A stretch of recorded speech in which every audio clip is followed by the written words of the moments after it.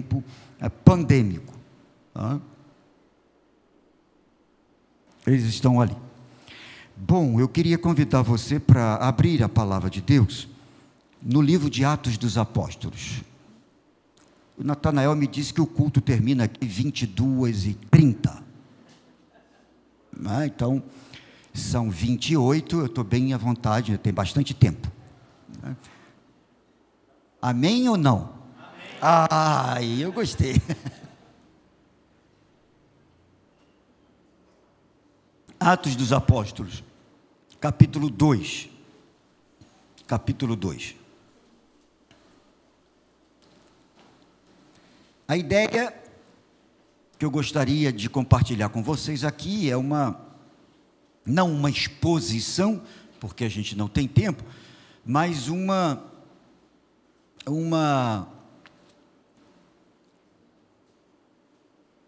tirada de lições do capítulo 2, todo, né, o quase todo. Então, a gente vai ler 2 partes e comentar as outras, porque o capítulo 2 de Atos dos Apóstolos é um capítulo absolutamente crucial para a vida da igreja.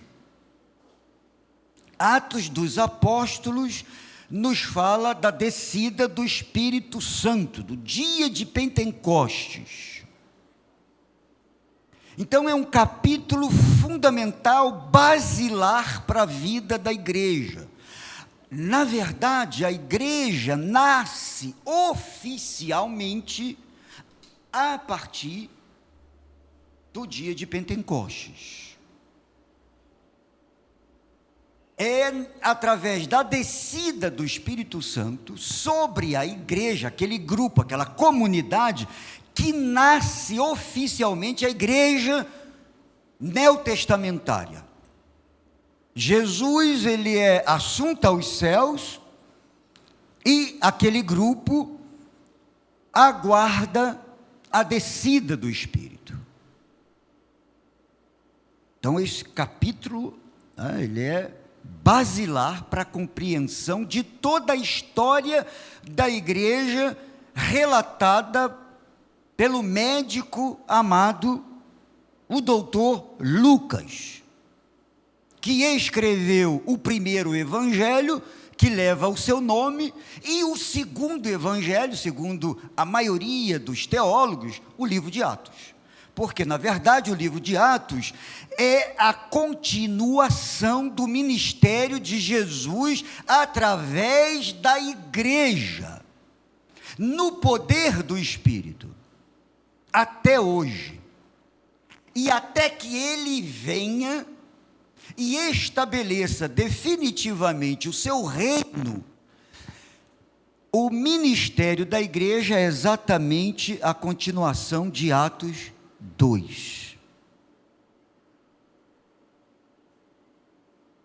Jesus está agindo na história dos homens através da igreja, no poder do seu Espírito, o Espírito de Cristo. Então, Atos 2, de 1 a 4, diz assim: ao cumprir-se o dia de Pentecostes, estavam todos reunidos no mesmo lugar. De repente veio do céu um som, como de um vento impetuoso, e encheu toda a casa onde estavam assentados. E apareceram distribuídas entre eles línguas como de fogo, e pousou uma sobre cada um deles.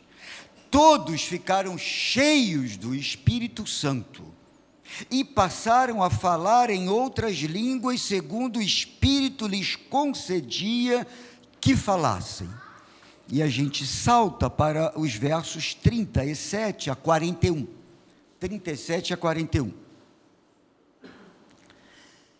Ouvindo eles estas coisas, o sermão que Pedro pregou, e a gente vai comentar, compungiu-se-lhes o coração e perguntaram a Pedro e aos demais apóstolos: que faremos, irmãos?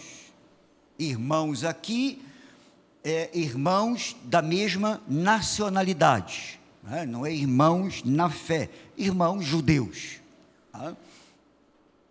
Respondeu-lhes Pedro: arrependei-vos e cada um de vós seja batizado em nome de Jesus Cristo para a remissão dos vossos pecados e recebereis o dom do Espírito Santo. Pois para vós outros é a promessa, para vossos filhos e para todos os que ainda estão longe, isto é, para quantos o Senhor nosso Deus chamar. Com muitas outras palavras, deu testemunho e exortava-os, dizendo: salvai-vos desta geração perversa. Então os que lhe aceitaram a palavra foram batizados, havendo um acréscimo naquele dia de quase 3.000 pessoas. Amém. Vamos orar? Ó Deus, a tua palavra está aberta diante da tua igreja. Abra-nos agora o entendimento, a compreensão pela ação do teu Espírito. Ilumina-nos, a fim de que possamos, ó Deus, entendê-la, compreendê-la, retê-la e praticá-la no dia a dia da nossa vida. Abençoe esta tua igreja, o teu povo, em nome de Jesus. Amém. Você que nos assiste pela internet, deixe a sua Bíblia aberta, por favor, e você que está aqui presencialmente, deixe a sua Bíblia aberta para que possamos acompanhar esta reflexão. Eu estudei o capítulo 2 de Atos dos Apóstolos com a igreja lá da França, por mais de 5 meses, só o capítulo 2. Nós estamos estudando todo o livro de Atos, e estamos entrando no capítulo 4, começamos na semana dia 9, eu estou dando os cursos de estudo bíblico daqui, dirijo as reuniões daqui, de oração, e vou pregar algumas vezes daqui, como há um fuso horário, então, ou a gente levanta bem cedinho, ou então é à tarde aqui e noite lá, porque a gente não pode deixar o trabalho completamente sem a nossa presença. Então nós já estamos estudando há mais de 1 ano e meio o livro de Atos, e estamos ainda no início do capítulo 4. O povo lá é devagar. Não, o povo lá gosta de falar muito. O povo para falar, para comentar, para perguntar, então a gente não tem pressa para terminar. E é assim que eles gostam, então é assim que a gente tem que fazer. Bom, diante dessa introdução rápida que fizemos, há algumas lições para nós aqui. A primeira lição é que a gente vê dos versículos 1 a 4, a igreja diante de Deus. Porque, na verdade, olhem aqui o capítulo 1, versos 12 a 14. Então voltaram para Jerusalém os discípulos, os apóstolos, após a ascensão de Jesus, voltaram de Jerusalém, do monte chamado Olival, que dista daquela cidade tanto como a jornada de um sábado. Quando ali entraram, subiram para o cenáculo, onde se reuniam Pedro, João, Tiago, André, Filipe, Tomé, Bartolomeu, Mateus, Tiago, filho de Alfeu, Simão, o Zelote e Judas, filho de Tiago. E olhem o versículo 14, vocês podem ler a uma só voz? Todos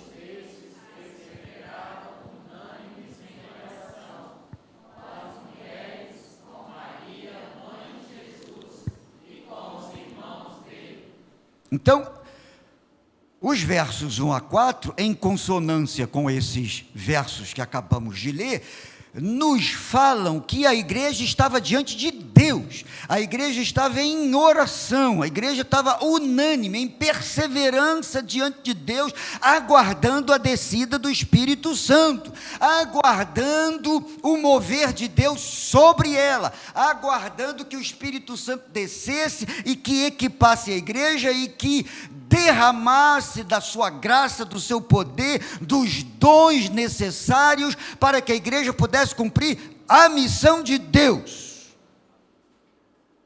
Porque o versículo 8 do capítulo 1 de Atos, que é o quinto mandato de Jesus aos discípulos e à igreja, nos diz: mas recebereis poder ao descer sobre vós o Espírito Santo, e sereis minhas testemunhas, tanto em Jerusalém, como em toda a Judéia e Samaria, e até os confins da terra, concomitantemente. Se faz missão em Jerusalém, Judéia, Samaria e aos confins da terra, ao mesmo tempo. Este é o sentido no grego. Então, para cumprir esta missão, para realizar esta missão, era preciso receber a autenticação do Espírito, era preciso receber a promessa do Espírito, era preciso que a igreja fosse tomada pelo Espírito. Então a igreja estava diante de Deus.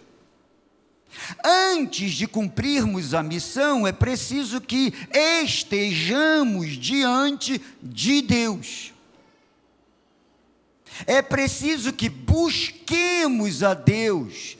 É preciso que sejamos revestidos da capacitação que vem do alto, primeiro, para realizarmos a missão. Isso aqui é altamente pedagógico para nós. Não dá para tentar colocar a carroça na frente do gado, dos bois. Quando a gente começa a confiar muito na força do nosso braço, primeiro, achando que somos capazes, achando que somos a última Coca-Cola do deserto,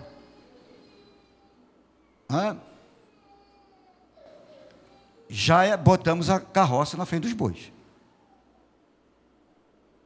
A gente precisa exercitar essa relação vertical antes ou ao mesmo tempo, no mínimo, de realizar e de praticar a missão, no sentido horizontal. A gente precisa realmente ser reabastecidos diante de Deus, a gente precisa ser nutrido diante de Deus.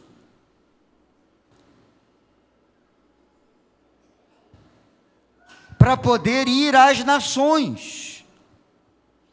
Então o que a gente aprende aqui, a gente não está fazendo uma exposição versículo por versículo, mas olhando o capítulo 2 de Atos e tirando essas lições para nós.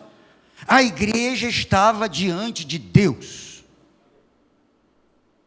Uma igreja diante de Deus, em comunhão com Deus, unânime diante de Deus, perseverando em oração, buscando o poder do alto, ela terá condições de realizar a missão aqui na terra, com sucesso, independentemente dos desafios, dos obstáculos, que sempre existirão. Martinho Lutero, o grande reformador, ele dizia, foi um homem que depois de convertido, dedicou-se totalmente ao Senhor. Esses homens trabalhavam incansavelmente, Martinho Lutero, João Calvino e tantos outros, eles trabalhavam incansavelmente.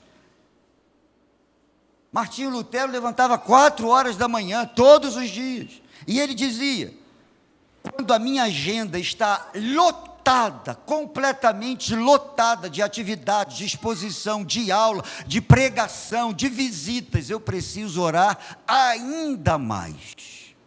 Não era menos por causa da agenda cheia, não, era orar mais por causa da agenda cheia.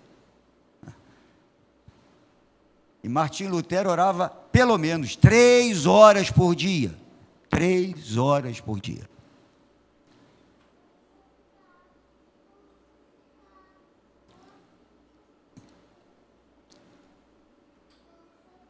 E ninguém é bom no bom sentido, da noite para o dia.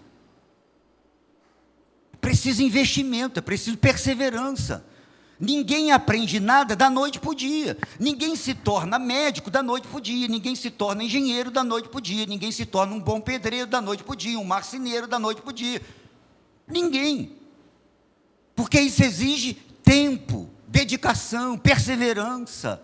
Exige humildade para perguntar, para dizer que não sabe.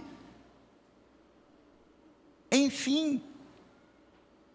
Então, a nossa vida com Deus exige tempo, dedicação, prioridades, para que individualmente e comunitariamente nós tenhamos condições de falar ao mundo, de influenciar ao mundo. Então, esta é uma lição fundamental para nós. A segunda lição de Atos 2, e ela está dos versos 5 a 13, é a igreja diante do mundo. Então, primeiro, a igreja diante de Deus, ela é cheia do Espírito, ela é capacitada pelo Espírito, o Espírito desce sobre a igreja, derrama dons sobre a igreja, e agora esta igreja, que era uma comunidade de 120 pessoas, a maioria de pessoas tímidas, frágeis, limitadas, pobres,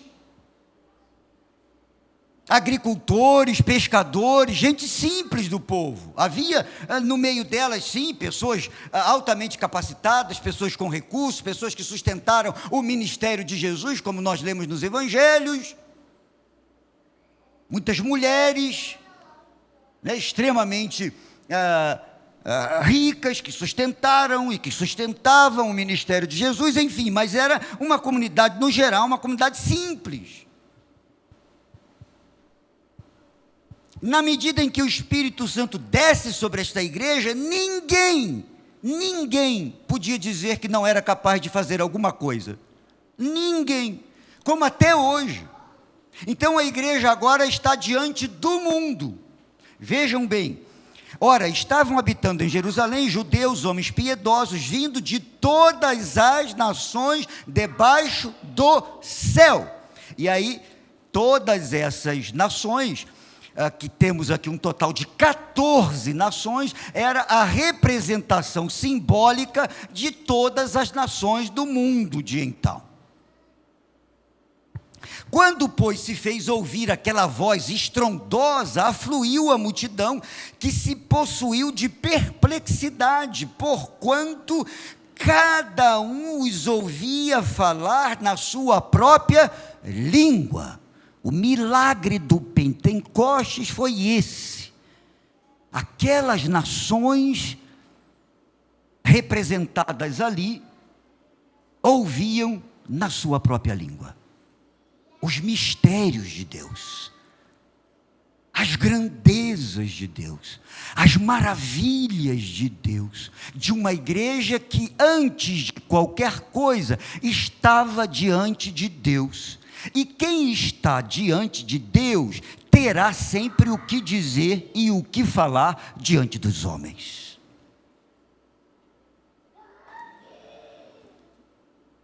Estavam, pois, atônitos, versículo 7, e se admiravam, dizendo: vede, não são porventura galileus todos esses que aí estão falando? Aqui tem um sentido pejorativo, Galileu, gente,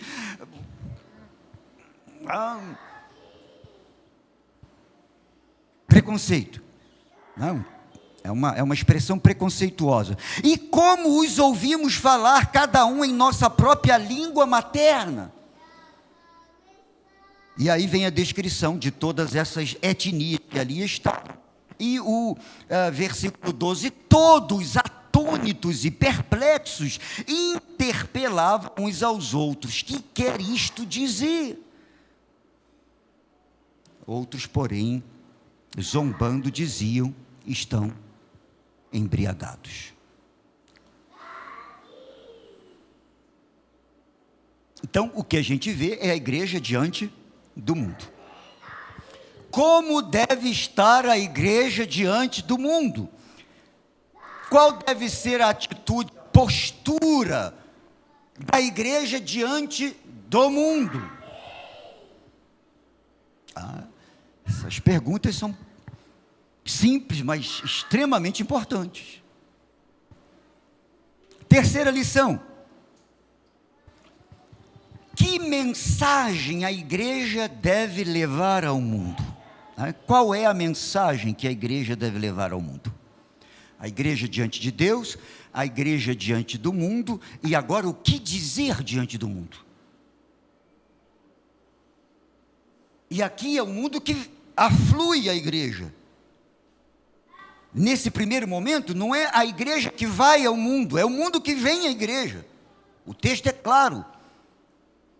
Versículo 6. Quando, pois, se fez ouvir aquela voz, afluiu a multidão. A multidão foi até o cenáculo, aquela sala, que era uma sala de oração, que era uma sala de intercessão, que era uma sala de grandes expectativas com relação à descida do Espírito Santo. A igreja seria revestida pelo poder de Deus, e a igreja o foi. E revestida do poder do Espírito Santo, ela de imediato atraiu a atenção do mundo. O que está acontecendo? A gente poderia falar tanta coisa sobre essa lição. A igreja precisa atrair o mundo por causa da presença de Deus em sua vida.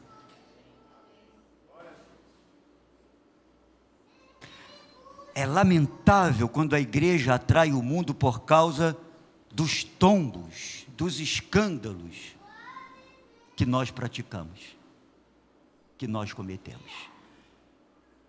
Quando na verdade deveríamos atrair o mundo por causa da presença de Deus em nós.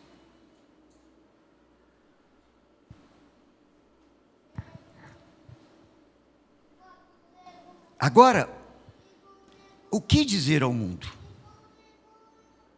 Isso nós encontramos nos versos 14 até o verso 36, que é o primeiro sermão de Pedro.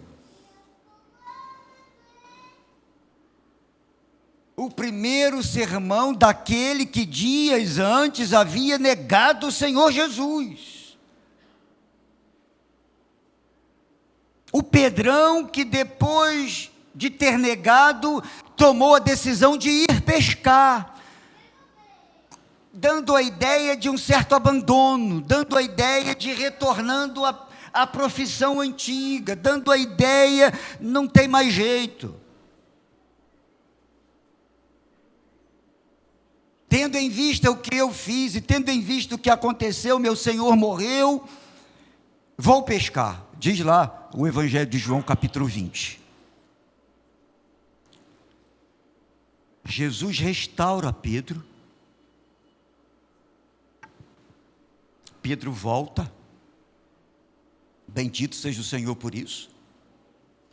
E agora é Pedro que toma a palavra, cheio do Espírito, e que prega o seu primeiro sermão de que temos conhecimento. Escrito. Lucas escreve esta mensagem. E o que dizer ao mundo? Ora, irmãos, a mensagem que a igreja tem para pregar ao mundo é a mensagem do Evangelho.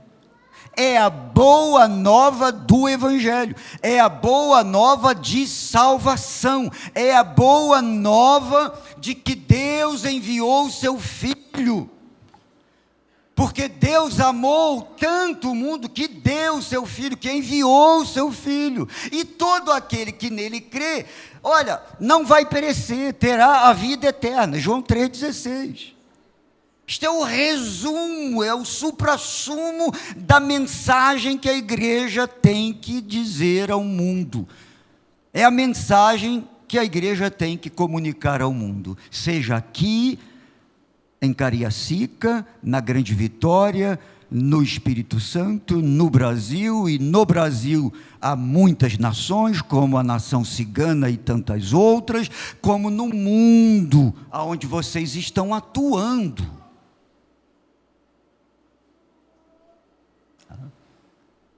É anunciar esta boa nova do Evangelho.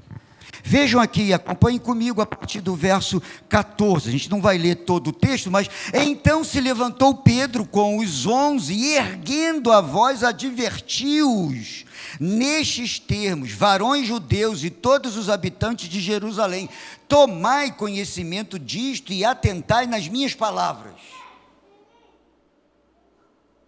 Estes homens não estão embriagados, para início de conversa. Porque a igreja diante do mundo provoca normalmente duas atitudes. Uma atitude de perplexidade, nos diz aqui o versículo 12, e a outra, uma atitude de rejeição, de zombaria, Então acharam alguns que estavam bêbados.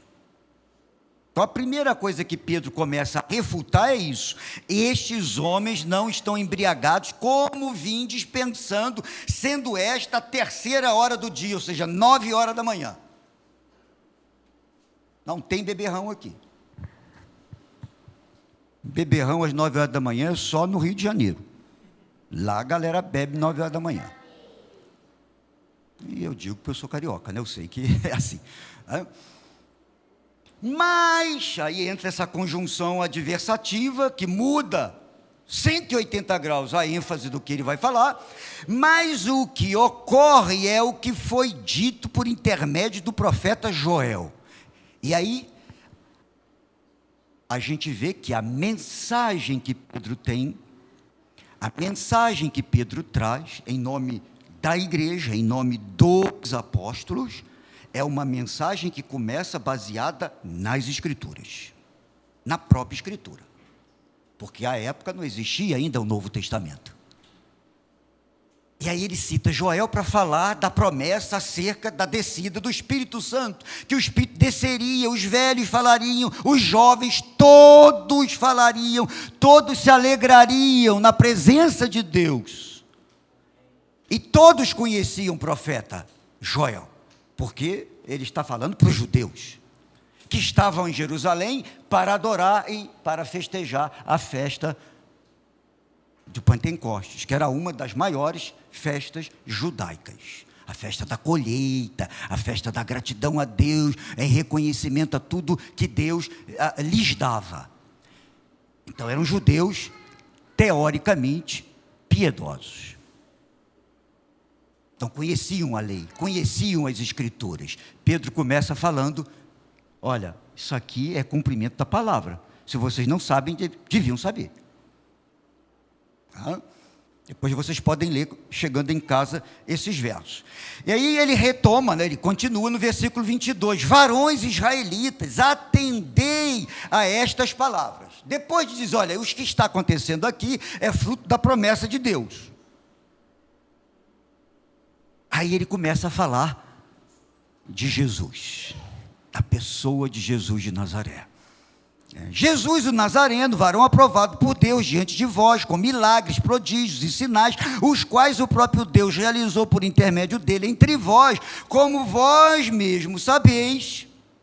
Sendo este entregue pelo determinado desígnio e presciência de Deus, vós o matastes. Olha aí. A boa nova traz também uma má notícia. A boa nova do Evangelho sempre traz, primeiro, uma má notícia. A notícia do pecado. A notícia da miséria do homem. A notícia de que o homem está perdido sem Jesus. De que o homem está condenado, que está sob a ira de Deus, sem a graça do Senhor. A boa nova do Evangelho, o Evangelho aqui das Escrituras Sagradas, traz uma má notícia. Nela tem uma má notícia. Primeiro, que é a notícia da nossa condição humana. Vós o matastes, pecado. Vocês mataram o Messias, vocês mataram o Senhor, vocês mataram o Salvador. Embora tudo isso estivesse dentro do plano de Deus, mas eles tinham responsabilidade moral, religiosa, diante disso. né? E aí, sendo este entregue pelo determinado desígnio e presciência de Deus, vós o matais, crucificando por mãos de iníquos, ao qual, porém, Deus ressuscitou, rompendo os grilhões da morte, porquanto não era possível fosse ele retido por ela. Mais uma vez, Pedro, no seu sermão, introduz as escrituras do Antigo Testamento, e ele vai citar Davi, para mostrar que o Messias era um Messias que vinha da descendência davídica, mas que também era de descendência divina, ou seja, que Jesus era verdadeiramente homem, mas que Jesus era verdadeiramente Deus. Ele fala exatamente das duas naturezas de Jesus, ele fala daquilo que é essencial e caro ao cristianismo, a pessoa de Jesus Cristo, a obra de Jesus Cristo, o sacrifício de Jesus Cristo. E aí, a partir do versículo 29, irmãos, seja-me permitido dizer-vos claramente a respeito do patriarca Davi, que ele morreu e foi sepultado, e o seu túmulo permanece entre nós até hoje, sendo, pois, profeta e sabendo que Deus lhes havia jurado que um de seus descendentes se assentaria no seu trono, que é Jesus. Prevendo isto, referiu-se à ressurreição de Cristo, que nem foi deixado na morte, nem o seu corpo experimentou corrupção. A este Jesus Deus ressuscitou, do que todos nós somos testemunhas. Exaltado, pois, à destra de Deus, tendo recebido do Pai a promessa do Espírito Santo, derramou isto que vedes e ouvis. Porque Davi subiu aos céus, mas ele mesmo declara: disse o Senhor ao meu Senhor, assenta-te à minha direita, até que eu ponha os teus inimigos por estrado dos teus pés. Veja, ele está falando que Jesus então foi assunto aos céus, está à direita do Pai, intercede por nós, nos enviou o Espírito, e que julgará todos um dia. Aí ele termina, a sua mensagem: esteja absolutamente certa, pois, toda a casa de Israel, de que a este Jesus que vós crucificastes, Deus o fez Senhor e Cristo. E os versos que lemos no início, 37 a 41. Então, é a mensagem do Evangelho que a igreja tem que anunciar ao mundo. Não é outra coisa, irmãos. Podemos usar várias estratégias, podemos trabalhar com ação social, aleluia, mas a ação social tem que em algum momento comunicar o Evangelho, senão é assistencialismo. A gente deve ajudar os que precisam, mas a gente precisa comunicar o Evangelho, porque a missão da igreja é comunicar o Evangelho.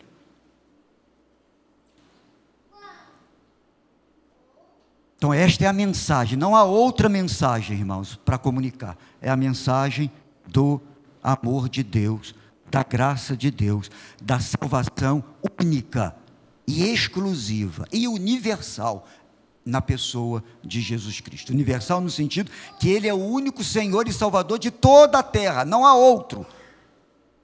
Em qualquer outra nação, salvação tem que passar pela pessoa de Jesus. E para terminar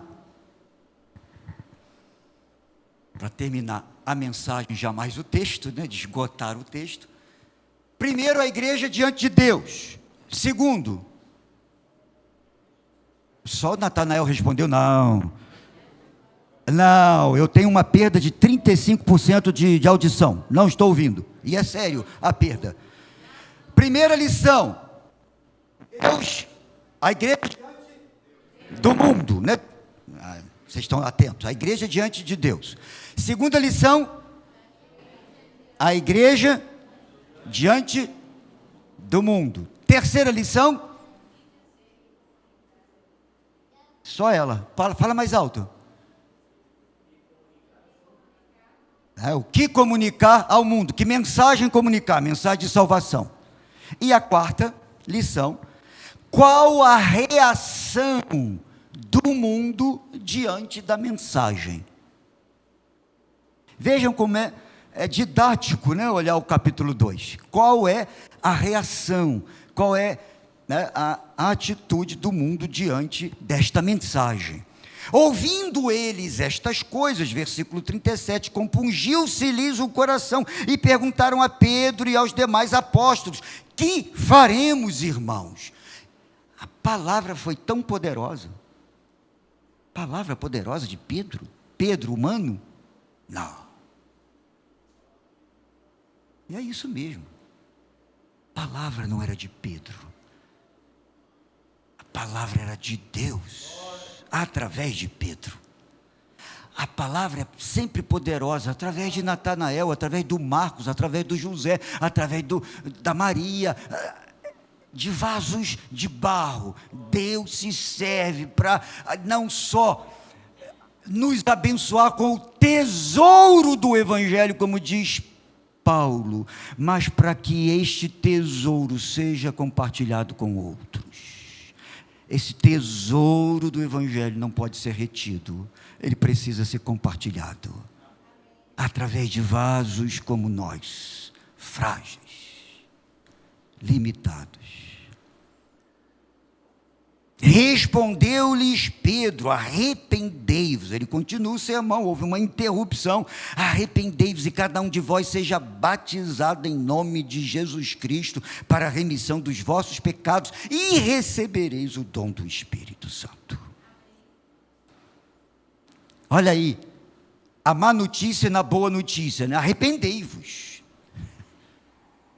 Vocês precisam reconhecer o pecado de vocês, a miséria de vocês, a dependência de Deus, e vocês vão receber o perdão, vocês serão justificados. Deus é um Deus de paciência e de misericórdia, Ele quer perdoar a vida de vocês. Esta é a boa mensagem. E ele continua: pois para vós outros é a promessa, para vós outros judeus, para vossos filhos e para todos ainda, nós que não somos judeus, está aqui, e para todos os que ainda estão longe, somos nós, e tantos outros que ainda não conhecem, isto é, para quantos o Senhor nosso Deus chamar. Com muitas outras palavras deu testemunho e exortava-os dizendo: salvai-vos desta geração perversa.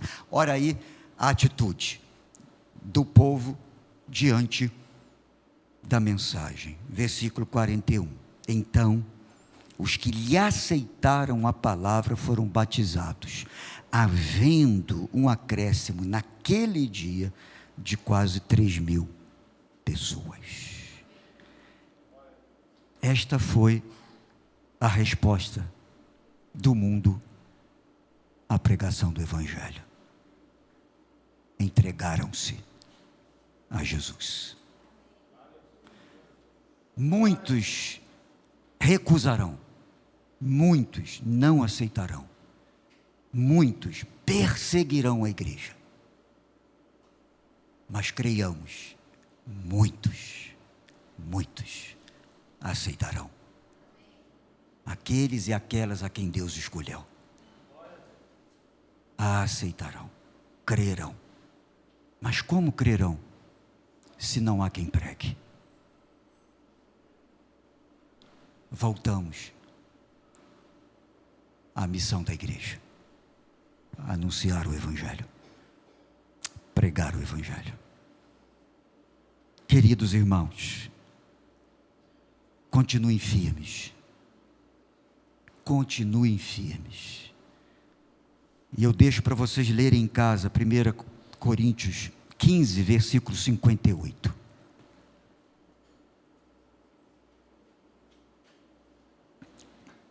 Ou, se alguém colocar aí na tela, a gente pode ler juntos. Eu deixo esse versículo para vocês. Que vocês continuem firmes, que vocês continuem trabalhando, que vocês continuem se dedicando, porque o trabalho de cada um de vocês não será em vão. Vamos ler juntos? Portanto, meus amados irmãos, sede firmes, inabaláveis e sempre abundantes na obra do Senhor, sabendo que no Senhor o vosso trabalho não é vão. Aleluia. Aleluia. Deus abençoe vocês. 20h47. Acho que eu passei. Deus abençoe esta querida igreja. Amém.